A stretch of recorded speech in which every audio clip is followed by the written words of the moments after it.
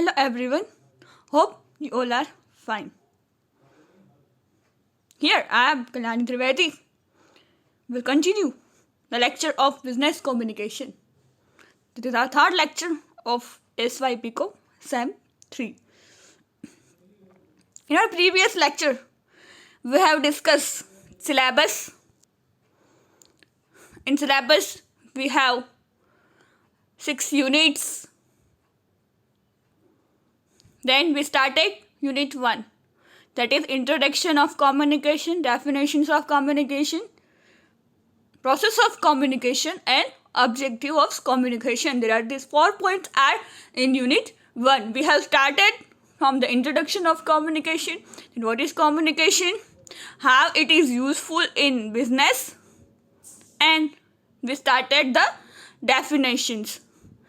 Yesterday we discussed about the definitions of Peter Little, William Scott, E.C. Ayer, Gellerman and Knudsen. Now we are continuing with the sixth definition, definition number 6, that is given by Stoner and Wenkel. The sixth definition is given by Stoner and Wenkel, that define communication as the process by which people attempt to share meaning via the transmission of symbolic message. Stoner and Wenkel શું કહે છે?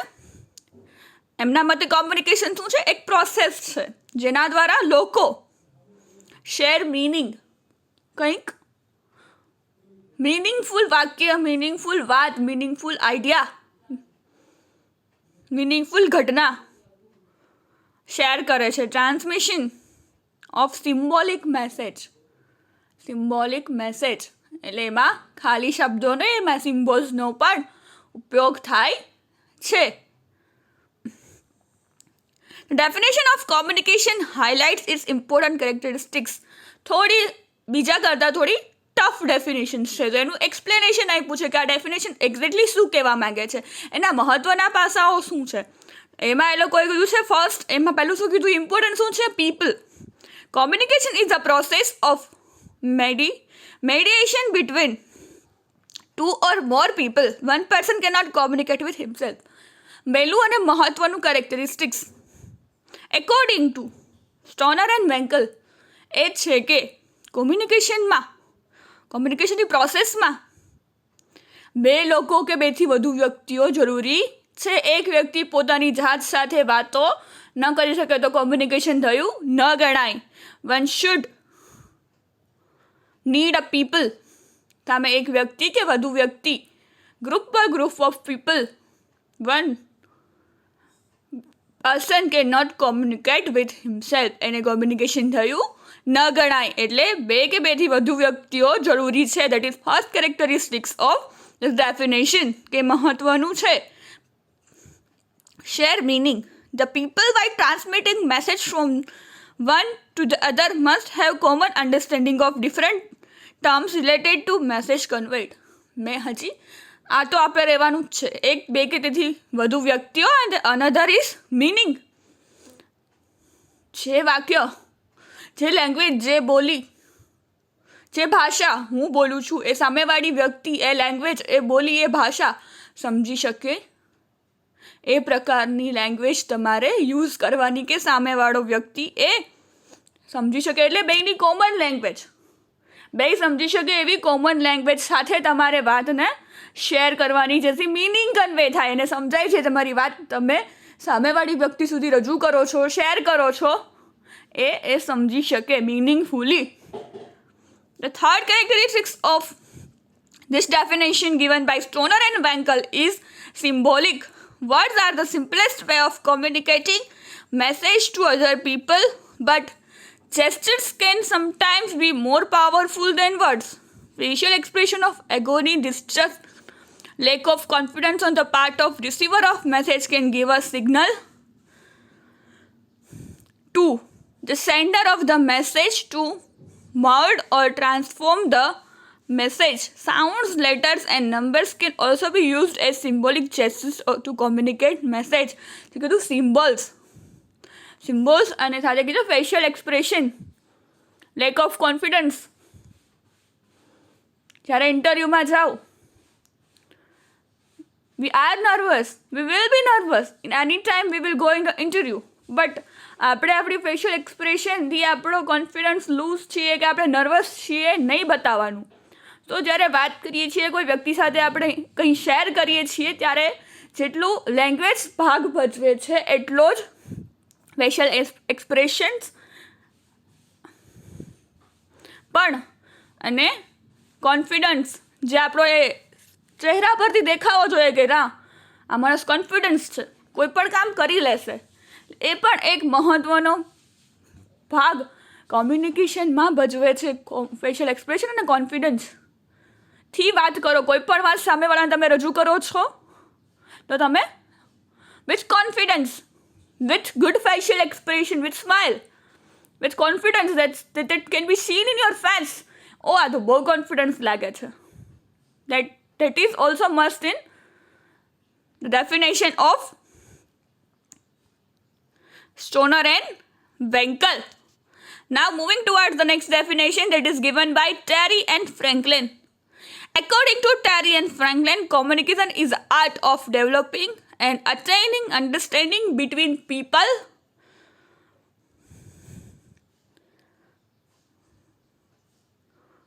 Communication શું છે? It's an art of developing and attaining understanding between people. એક art છે કે જેમાં બે વ્યક્તિઓ વચ્ચે અન્ડરસ્ટેન્ડિંગ મેન્ટેન કરવી, ડેવલપ કરવી.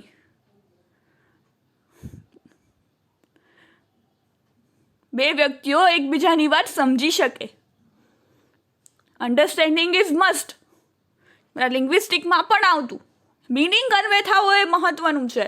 લેંગ્વેજ તમે કોઈ પણ પ્રકારની બોલો, કોઈ બી ગ્રામેટિકલી મિસ્ટેકનલી બોલો, બટ સામેવાળાને મિનિંગ કન્વે થવો જોઈએ. That is more important rather than the truly spoken grammatical sentence. સામેવાળાને સમજાવવું જોઈએ. It is the process of exchanging information and feeling between two or more people and it is essential to effective management. મેનેજમેન્ટમાં પણ બે વ્યક્તિઓ વચ્ચે એ રીતે વાતચીત શેર થવી જોઈએ કે તમે કામ સારી રીતે બિઝનેસમાં, કોઈ પણ ઓર્ગેનાઇઝેશનમાં, કોઈ બી કંપનીમાં કે કોઈ પણ ઇન્ડસ્ટ્રીમાં સારી રીતે કામ પૂરું કરી શકો, ઇફેક્ટિવલી એન્ડ ગોલ અચીવ કરી શકો.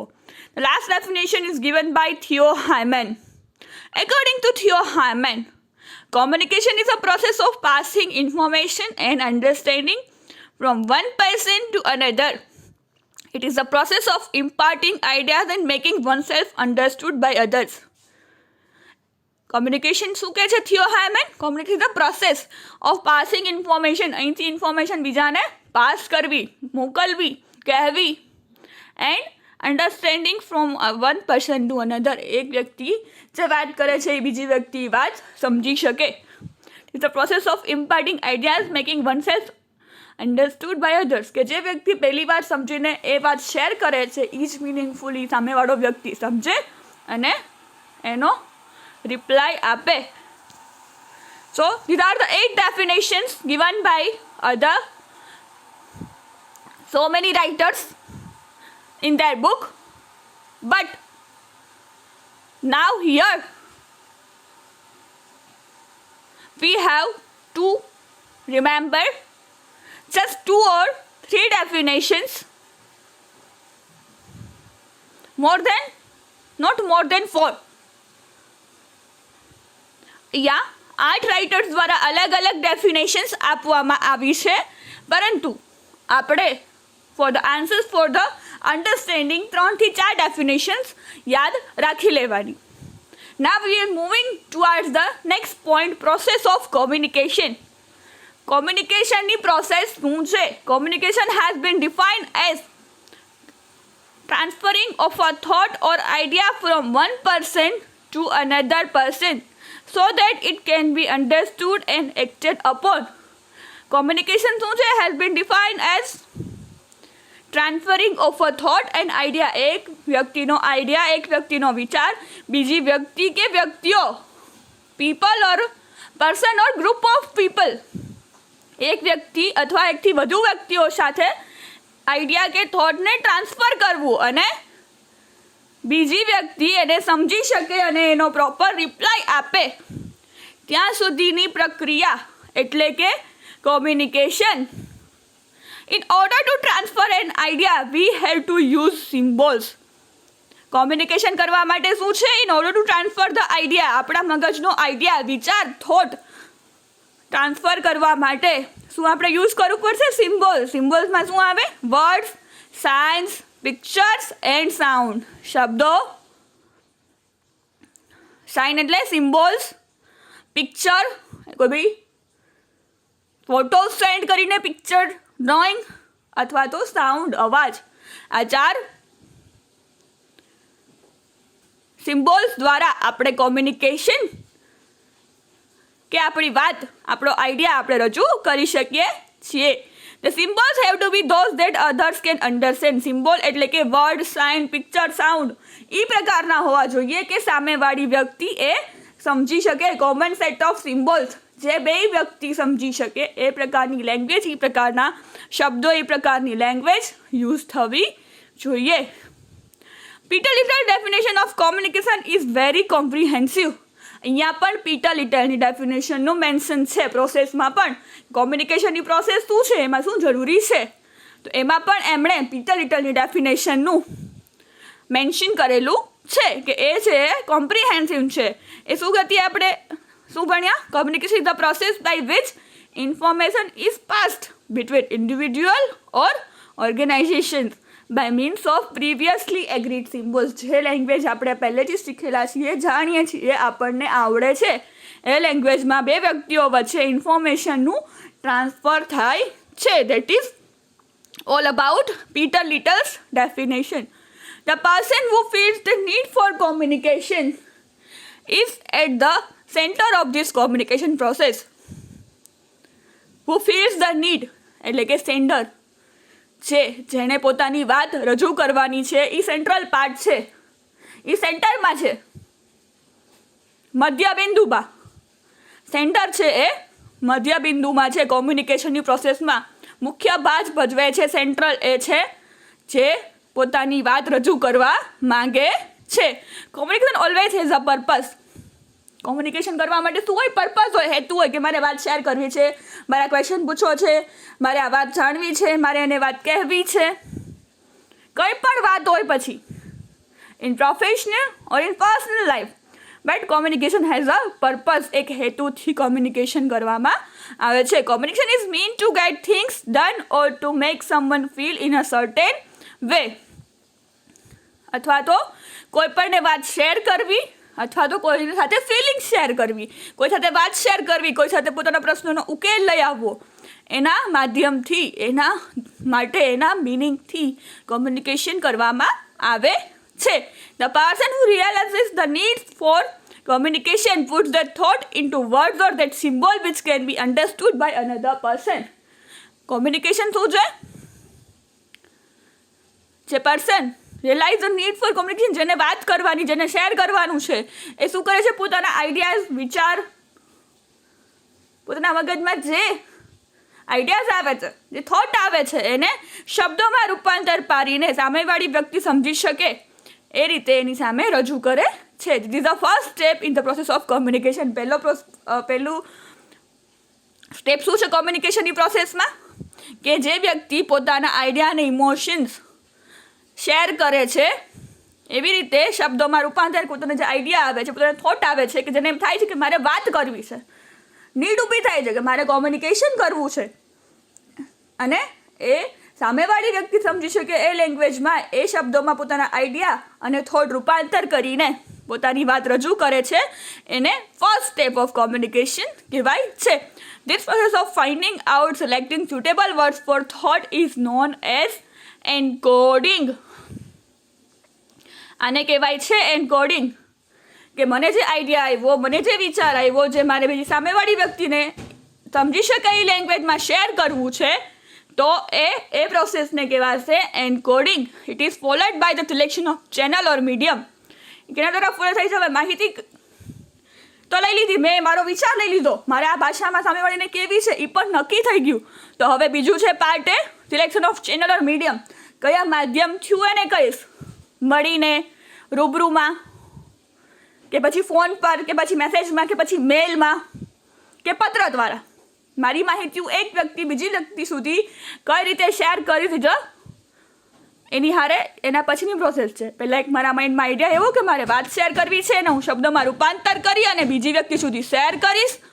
શેર કરીને કરવી છે તો પછી હું કયા માધ્યમ દ્વારા શેર કરીશ એનું સિલેક્શન કરીશ કે કેના દ્વારા, કયા માધ્યમથી, કઈ ચેનલ દ્વારા હું એ માહિતી બીજી વ્યક્તિ સુધી પહોંચાડીશ. Generally it is believe that words, mediums and channel are exactly synonyms. Generally એવું લોકો માનતા હોય છે કે શબ્દો અને માધ્યમ ને બધું એક જ છે. ના, પરંતુ in some cases they are currently clearly different. એ એકબીજાથી તદ્દન અલગ છે. For example, letter is a medium and the mail is service is a channel.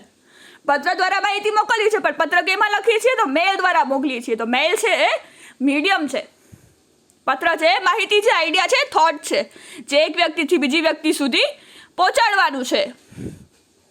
Similarly, speech is a medium and the air which carries the sounds to the listener's ear is channel. Speech છે એ માધ્યમ છે, speech છે એ કે આપણે મને આ share કરવાનું છે. Listener's ears channel. When the two steps are over, communication process reach halfway. જ્યારે આ પ્રક્રિયા પૂરી થાય છે ત્યારે હજી પ્રોસેસ પૂરી નથી થઈ. As you can see in the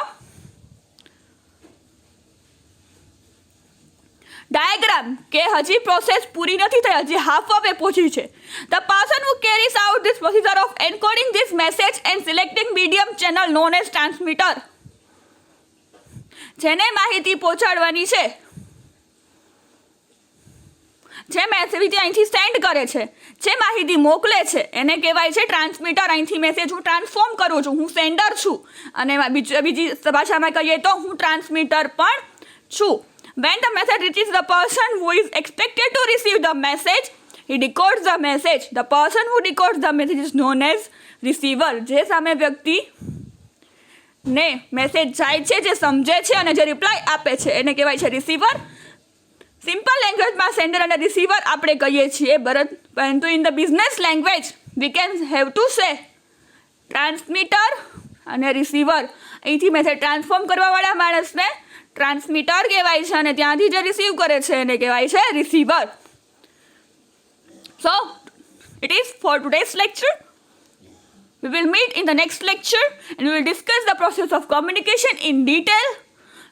Goodbye. Have a nice day.